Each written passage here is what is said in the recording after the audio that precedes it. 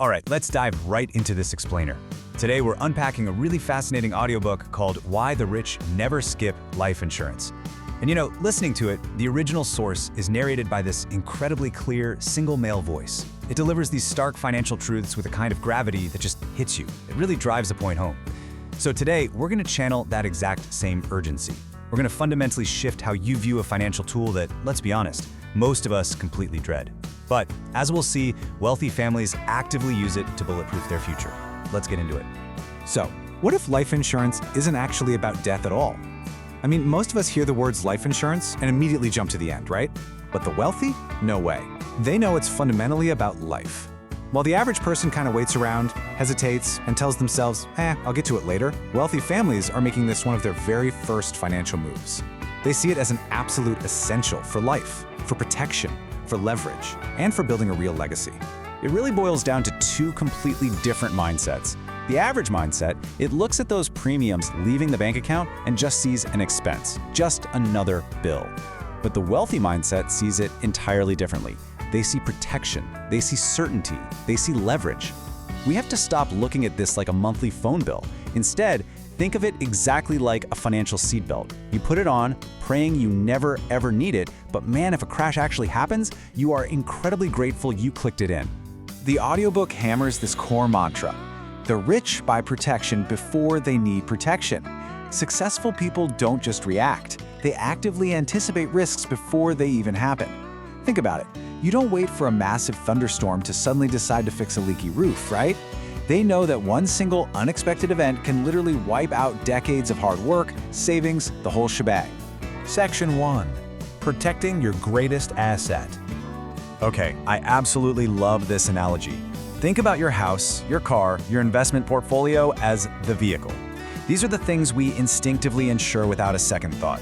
I mean, we wouldn't dream of driving off a lot in an uninsured car. But what about the engine?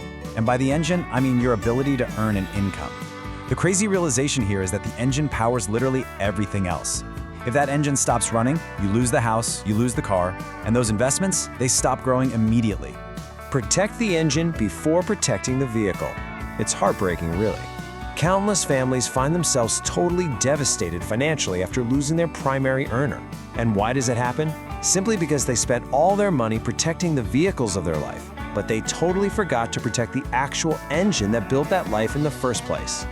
Section 2. The true cost of waiting. So many people put this off. They think, hey, I'm saving money by not paying these premiums right now. And actually, studies show nearly half of all adults have zero or completely inadequate coverage because of that exact logic. But delaying this, it puts you at severe risk. Every single year you wait, insurance becomes mathematically more expensive just based on your age. And worse than that, unexpected health changes, which, let's face it, can happen to literally any of us on a random Tuesday, can completely lock you out. Suddenly, that protection becomes impossible to get at any price. Later costs more than now. Waiting around isn't some clever money-saving hack. Actually, waiting might just be the most expensive financial mistake you will ever make. The wealthy totally get this. They understand that you are essentially qualifying for this protection with your health and paying for it with your money. It's wild how many families just rely on hope. They rely on luck and this kind of blind optimism that tragedy won't knock on their door. But the wealthy, they choose preparation and action. Because honestly, hope is not a valid financial strategy. Preparation beats prediction every single time.